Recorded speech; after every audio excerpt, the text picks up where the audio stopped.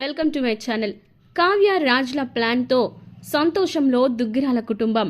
అప్పుని ప్రేమిస్తున్న కళ్యాణ్. అసలు ఇదంతా ఎలా జరిగింది, ఎలా ఉంటుంది అనేది తెలుసుకోవాలి అనిపిస్తుందా? అయితే ఈ వీడియోని చివరి వరకు స్కిప్ చేయకుండా చూసేయండి. ఇక రాజ్ అలాగే కావ్య ఇద్దరు కలిసి ఇంకా సుభాష్కి గిఫ్ట్ ఇచ్చి అమ్మకిచ్చే నాన్న, అమ్మకి ఇవ్వడం వల్ల తను చాలా సంతోషిస్తుంది అని చెప్పేసి అంటాడు. ఇక ఇచ్చిన తర్వాత మన మధ్య ఉన్న అపార్థాలన్నీ తొలగిపోవాలని మనస్ఫూర్తిగా కోరుకుంటున్నాను అపర్ణ. ఈ విషయంలో ఇంకా నువ్వు నన్ను బాధ పెట్టకు, నువ్వు కూడా బాధ పెట్టద్దు అని బాధపడొద్దు అని చెప్పనేసరికి సరే అని చెప్పి చీర తీసేసుకుంటుంది. గిఫ్ట్ తీసుకున్న తర్వాత చాలా హ్యాపీగా ఫీల్ అయ్యి, ఒరే నిజంగా ఇప్పటి వరకు మా మధ్య ఉన్న ఈ అగాధం మొత్తం కూడా తొలగించేసావురా నువ్వు అని చెప్పి ఇంకా రాజ్ని కౌగిలించుకుంటాడు. ఇక సుభాష్ అయితే కౌగిలించుకొని చాలా హ్యాపీగా ఫీల్ అవుతూ ఉంటాడు. ఇక ఆ తర్వాత కళ్యాణ్ ఏమో ఇంకా బాధపడుతూ కూర్చుంటూ ఉంటాడు. బాధపడుతూ ఉంటే ఇక అప్పుడు ఏం జరుగుతుందో ఏమో అర్థం కావట్లేదు అని చెప్పి బాధపడుతూ ఉంటాడు.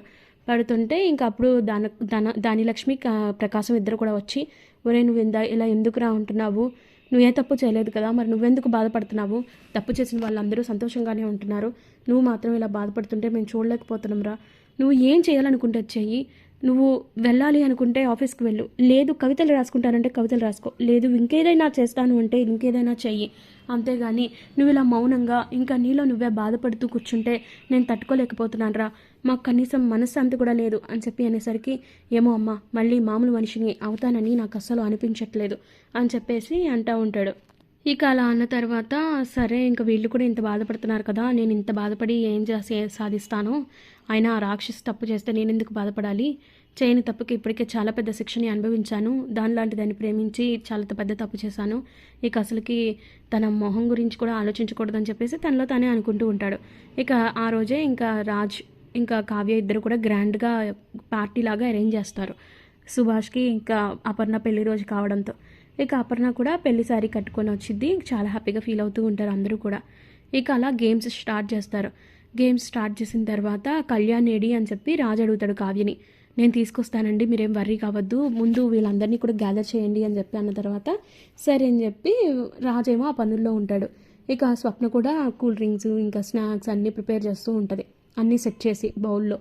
ఇక మరోపక్క ఇక కళ్యాణ్ దగ్గరికి కావ్య వెళ్ళి, కవి గారు ఏం చేస్తున్నారు అని అంటే, ఏం లేదు వదినా రండి అని చెప్పి అంటే, మీరు ఇలాగ ఉండడం కరెక్ట్ కాదు, ఏం తప్పు చేశారని మీరు ఇలా ఉండాలి, మీరు ఇలా ఉంటే ఇంకా మనం వాళ్ళు అనుకున్నట్లు మన శత్రువులే గెలిచినట్లు, మీరు అలా శత్రువుల్ని గెలిపిస్తారా ఏంటి, మనం సంతోషంగా ఉండడమే ఎదుటి వాళ్ళ ముఖ్యంగా మన శత్రువుల మొట్టమొదటి అపజయం, కాబట్టి మీరు ఇలా ఉండడం మాత్రం కరెక్ట్ కాదు, ఈరోజు అత్తయ్యకి మామయ్యకి గ్రాండ్గా పార్టీ అరేంజ్ చేస్తున్నాం, దుగ్గిరాల ఇంట్లో కోల్పోయిన సంతోషం మొత్తం కూడా ఈ రోజుతో మళ్ళీ తిరిగి రావాలి, అలా తిరిగి రావాలి అంటే ఈ పార్టీలో మీరు కూడా పార్టిసిపేట్ చేయాలి, అసలు పార్టిసిపేట్ చేయడం కాదు, మీరే హోస్ట్గా ఉండాలి, మీరే మాతో గేమ్స్ ఆడించాలి, ఇంకా మమ్మల్ని నవ్వించాలి, ప్లీజ్ కవి గారు నా మాట కాదనకండి అని చెప్పి అనేసరికి, సరే వదిన నేను నీ మాట ఎప్పుడైనా కాదన్నానా, అస్సలు అనను, కానీ నువ్వు నా జీవితాన్ని కూడా నిలబెట్టావు, అలాంటి నీ రుణం ఎప్పుడెప్పుడు తీర్చుకుందామా అని చూస్తున్నాను, నువ్వు అడిగినప్పుడు ఈ మాత్రం కూడా చేయకపోతే ఎలా, ఖచ్చితంగా వస్తాను వదిరా, మంచిగా రెడీ అయ్యి గ్రాండ్గా పార్టీ చేసుకుందాం,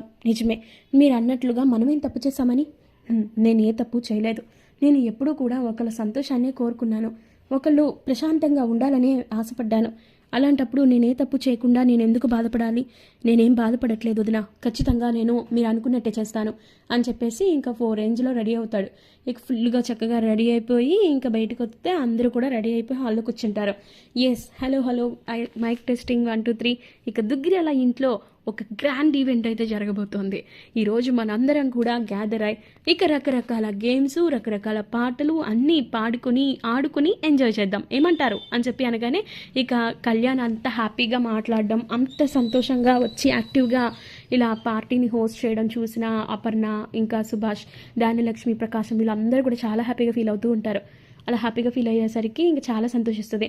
చూసావా ధాన్యం, నువ్వు ఇంతవరకు కావ్యని ఎంతగానో అపార్థం చేసుకున్నావు, కానీ వాడు ఇలా మారడానికి కావ్యనే కారణం, నువ్వు ఇంకా ఇంకా ఆ కావ్యని అపార్థం చేసుకుంటూనే ఉన్నావు, కానీ ఆ పిల్ల మాత్రం మన కొడుకు సంతోషంగా ఉండాలనే కోరుకుంటుంది, నువ్వు ఇంకా ఇలాగా తన గురించి మనసులో లేనిపోని చెడు ఆలోచనలు పెట్టుకోవద్దే అని అనేసరికి, నేనే మాత్రం ఎందుకు పెట్టుకుంటానండి, నా కొడుకు సంతోషంగా ఉండడం నాకు కావాలి, అంతకుమించి నేను ఇంకేం పెట్టుకోవట్లేదు సరేనా అని చెప్పి అలా అన్న తర్వాత ఇంకా కళ్యాణ్ అయితే అందరితోని గేమ్స్ ఆడిపిస్తాడు.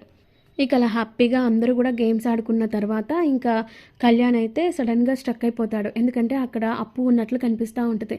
ఇక తనలో తానే స్ట్రక్ అయిపోయేసరికి ఇంకా అందరూ ఏంటి ఇలా స్ట్రక్ అయిపోయాడు అని చెప్పి ఇక అనుకుంటూ ఉంటే కావ్య వచ్చి కవిగారు ఏమైంది అని చెప్పి అన్న తర్వాత ఇక అప్పుడు మామూలుగా ఏం లేదు వదినా, అది ఏం లేదు, okay okay come on ready guys, ఇప్పుడు మనం వేరే గేమ్ ఆడుతున్నాం అని చెప్పి ఇలా అంటూ ఉంటాడు. అన్న తర్వాత ఇంకా ధాన్యలక్ష్మి అయితే చాలా హ్యాపీగా ఫీల్ అవుతూ ఉంటుంది కళ్యాణ్ అలా హ్యాపీగా మారిపోయేసరికి. ఇక పార్టీ మొత్తం కూడా అందరూ గేమ్స్ ఈవెంట్స్ అన్నీ అయిపోతాయి. గిఫ్ట్లు గెలుచుకుంటారు చిన్న చిన్నవి. ఇంకా అలా ఫన్నీ గేమ్స్ అన్నీ ఆడుకున్న తర్వాత ఇంకా అలసిపోయామని చెప్పి ఫుడ్ తినేసి ఎవరికి దగ్గరలోకి వెళ్ళి వాళ్ళు పడుకుంటుంటే ఇక కిచెన్లోనేమో కావ్య అన్నీ సర్దుకుంటూ ఉంటుంది. సర్దుకుంటూ ఉంటే ఇంక అప్పుడు ఇంద్రాదేవి వచ్చి, నిజంగా కావ్య, నువ్వు మా ఇంట్లోకి అడుగు పెట్టడమే మా అదృష్టం అమ్మా. నువ్వు ఇంత అందంగా ఇంత చక్కగా మా ఇంటిని మళ్ళీ మార్చేశావు. ఈ దుగ్గిరాల ఇంట్లో కోల్పోయిన సంతోషం మొత్తం కూడా తిరిగి తెచ్చావు. అలాంటి నీకు ఎంత చేసినా కూడా నేను ఏమీ ఇచ్చుకోలేనమ్మా, ఏమీ రుణం తీర్చుకోలేను అనేసరికి, ఏంటి బామ్మగారు మీరు అలా మాట్లాడతారేంటి? ఇప్పుడు ఇది నా బాధ్యత కాదా? ఈ కుటుంబం నా కుటుంబం, మరి నా కుటుంబం సంతోషంగా చూసుకునే బాధ్యత నాదే కదా అని చెప్పి అనేసరికి, నిజమేనమ్మా, ఇది నిజంగానే నీ కుటుంబం. నీ కుటుంబానికి ఎప్పుడూ కూడా ఇలాగే నువ్వు తోడుగా నీడగా ఉండాలని మనస్ఫూర్తిగా కోరుకుంటున్నాను అని చెప్పి అన్న తర్వాత చాలా హ్యాపీగా ఫీల్ అవుతూ ఉంటుంది. ఇక ఆ తర్వాత కళ్యాణ్ అయితే ఇంక రూమ్లోకి వెళ్ళి పడుకుంటాడు. కొంచెం అలా పడుకొని పైకి చూస్తూ ఉండగా ఇక అప్పునే గుర్తుకొస్తూ ఉంటుంది ఎక్కడికి వెళ్ళినా ఎక్కడ చూసినా కూడా.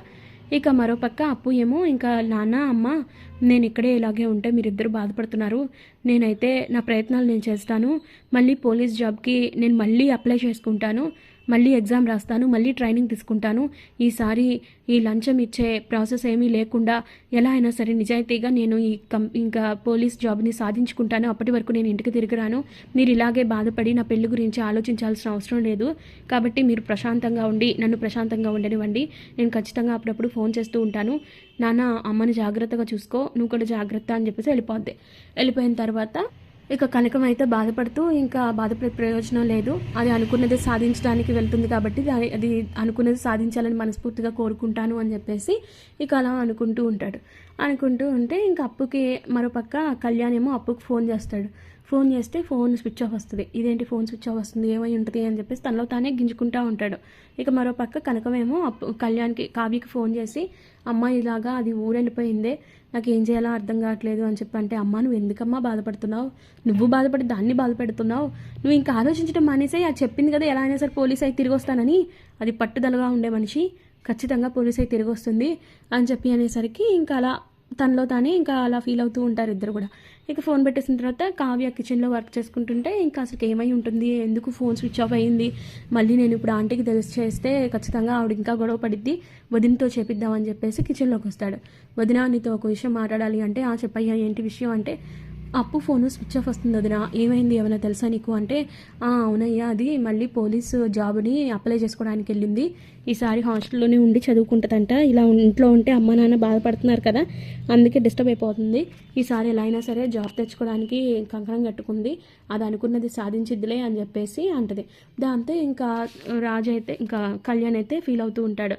ఏది ఏమైనా కూడా ఇక నుంచి నేను చాలా జాగ్రత్తగా ఉండాలి, ఇక తన విషయంలో ఆలోచించకూడదు అనుకుంటూనే ఇంకా ఆలోచిస్తూ ఉంటాడు.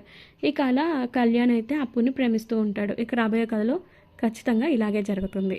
ఎస్, మరి ఈ వీడియో ఎక్స్ప్లెనేషన్ మీకు నచ్చినట్లయితే లైక్ చేయండి, మీ ఫ్రెండ్స్ అండ్ ఫ్యామిలీస్కి షేర్ చేయండి. Thank you.